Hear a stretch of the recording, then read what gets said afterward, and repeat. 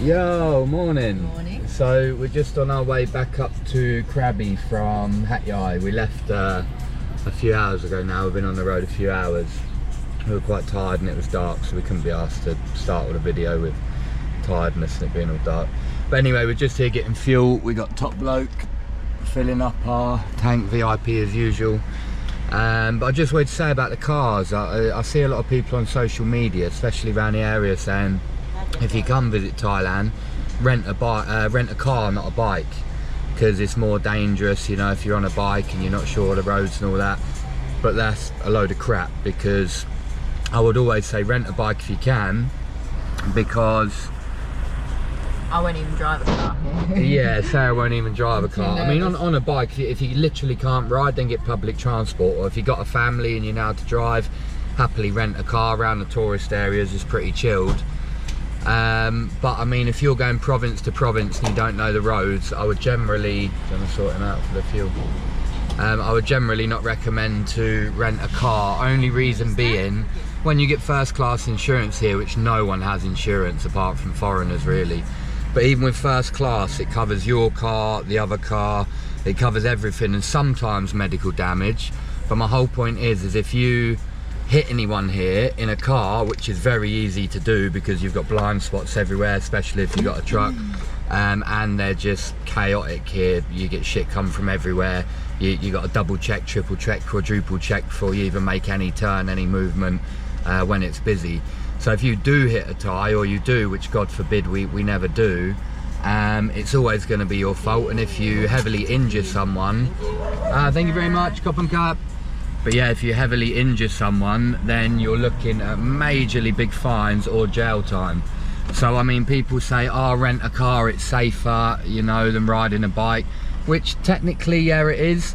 But I mean, yeah, but not for other people. I mean, if you hit the tyres here, and you damage a tyre and you end up going years in jail, well, I mean, don't get me wrong, if you've got 200 grand pounds spare to bloody pay them or this and that, fair enough, then rent a car, do whatever you want to do. But if you're not 100% confident on the road, which all bloody British or Western people think they are, but if you're not and you hit a Thai, or not a Thai, but anybody here, and heavily injure them, then you're looking at jail time. So if you are going to rent a car, be fucking careful.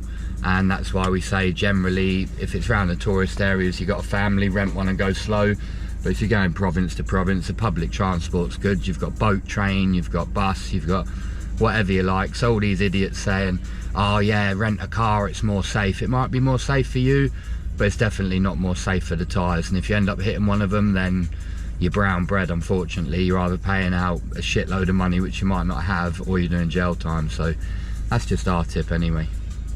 While we're on the subject, I mean, that's why you always see me driving, because Sarah can drive. Sarah is insured to drive, but she chooses not to because, I mean, when we're up in the mountains and it's quiet and there's not a lot of people, I say to her, you know, have a drive. So she's driven around a lot of hours up in the mountains, and so she can drive. But I think because she's always sat in, she watches me probably have like, well, not me, but me avoid about 100 bloody accidents every time we go province to province, and how chaotic the roads are. She's just, I say to her now, do you want to have a little practice around the busy town? Do you want to drive here? Do you want to drive there? And she's like, no, I don't.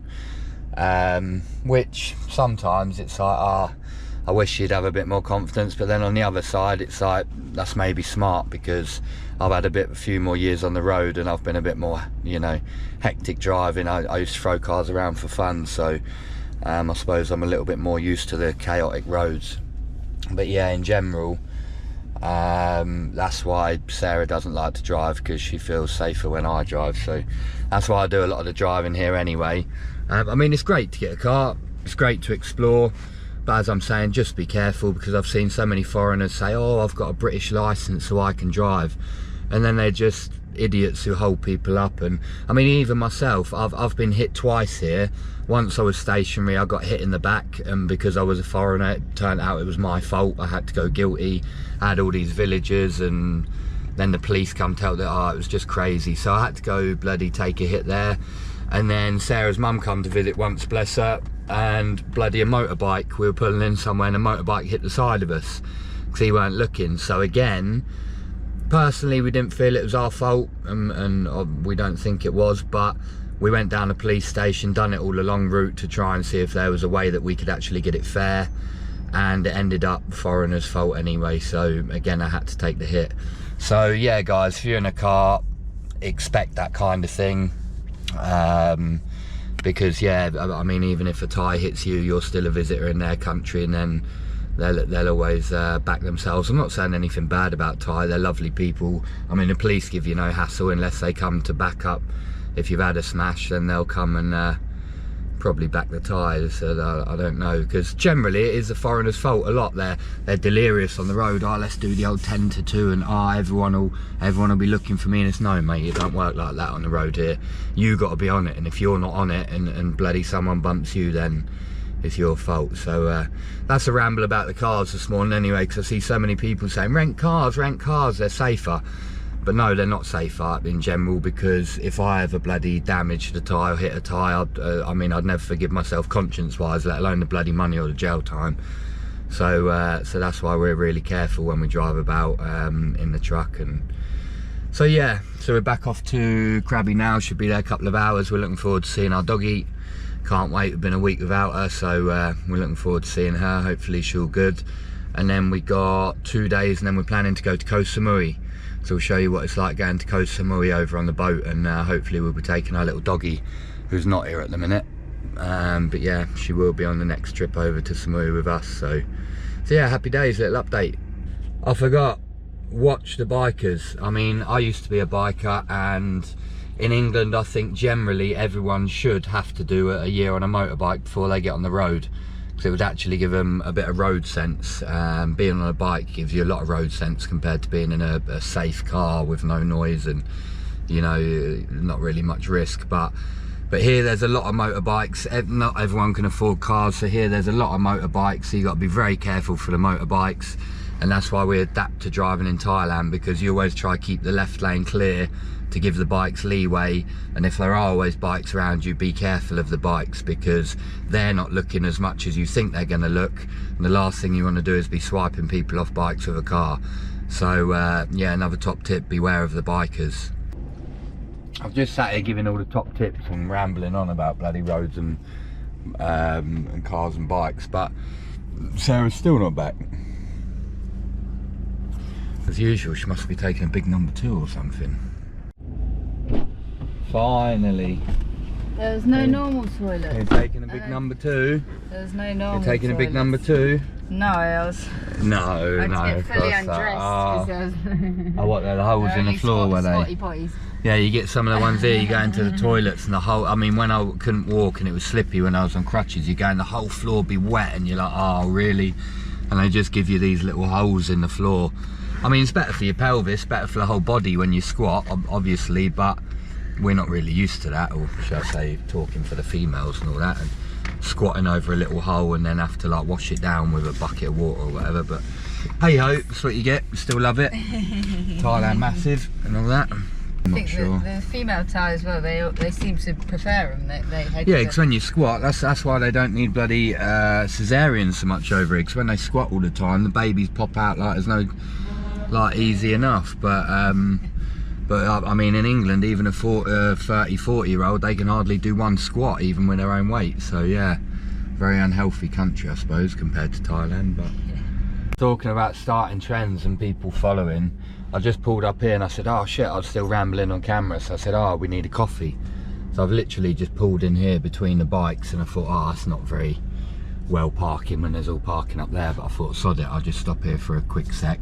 And the bloody guy's pulled up the same behind. He thinks we're now started a new parking. He's blocked in all the bikes. So yeah, I suppose people always follow what you do, so set a good example and all that. Not like me. That's how they'll ride on the Thai roads. Sometimes they're hella caning it down the road on like the top of a garbage lorry or an actual lorry, and you think, how the hell can you do that and hold on? They're just used to it. Fair play. And that's what I mean, you imagine bloody hitting one of them, or one of the trucks with bloody 20 Burmese squeezed in the back like sardines. Well, you'd never forgive yourself, it'd be like a mass bloody murder or whatever. But when people want to get by the Thai cars, look at these. So here, I don't know if you can see, they always pull to the left. They're geezers, like, they always pull to the left to say, alright, go by.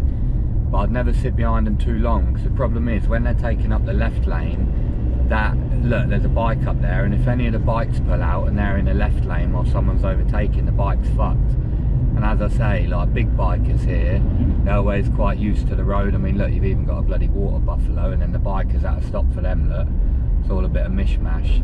But that's what I'm saying. So you got the big bikers, they'll always know that they'll come and they'll see where you are, and they'll try and give a flash or a warning to show where they are. They're quite experienced. But with all these guys just on the motorbikes with no insurance, no license, whatever, they ain't really got the road experience. So like I say, if I sit too close to him, over here, wherever he is, I can't see on the camera, but if I sit too close to him, he just continues on the left, which is right to overtake. But I never promote that, because while they're chewing up the bloody hard shoulder, the bike lane, whatever you want to call it, then it's more risk of them fucking whacking someone. So I never say always sit back and then let them chill until you can see a good place to overtake. But there you go, that's the only safety tip I'll probably give, as unlike me, but hey ho. The palm oil truck going by slowly, loaded with palm oil. So just another little update, that's why I've obviously got the belt on now. We just got stopped at a checkpoint, and first time I've ever been asked in years. He checked the tax disc. Obviously if you tax, you have to get tax, you have to have insurance. That's how they check you've got insurance. So check the tax disc, which we've had a couple of times. They said, Thai license, Thai license. I said, yeah, I have license. He said, Thai license, Thai license. I said, yeah, I have a Thai license. So I showed it to him. He said, oh, very good. And then he let us go again. So I take it, if we had only English or an IDP or without, then again, they'd try and screw you and get a bit of money. Not in a bad way, but, so yeah, just as a kind of update. That's why we carry the license, Thai license, around us all the time.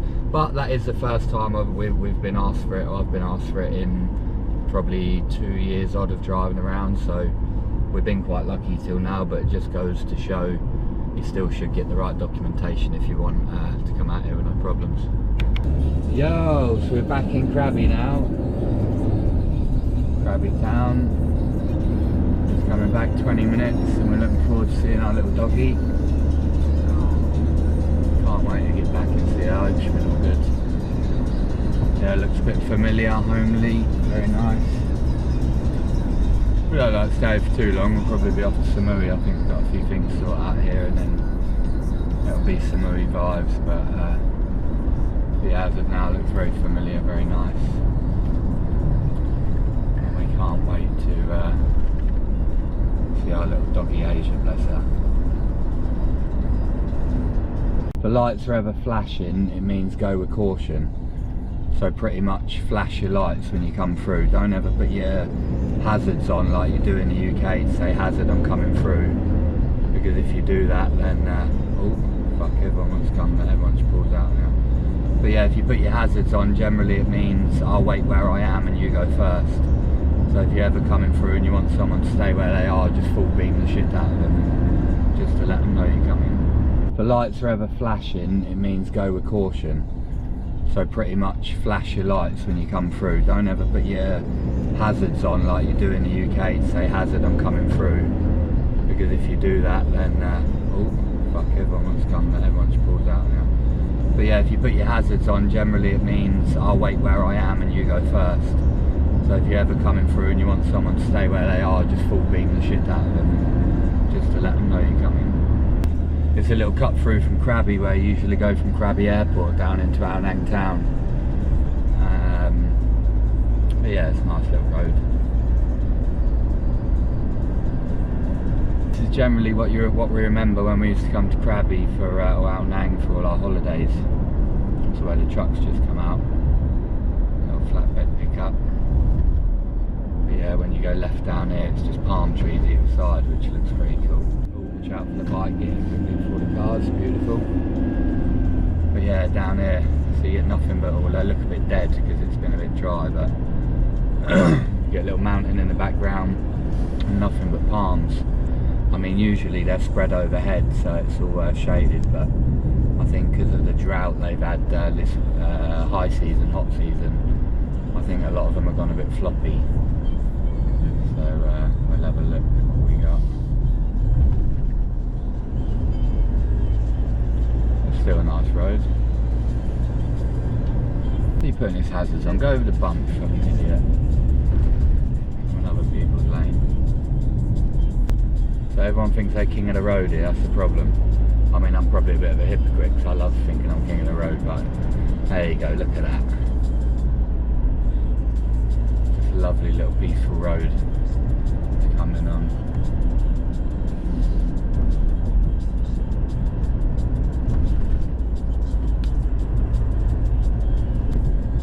We're coming, so flash. Keep your beams on to let him know we're coming, mate. Cheers, boss. Yeah, lovely little road. Where's our little doggy? Where's our little doggy?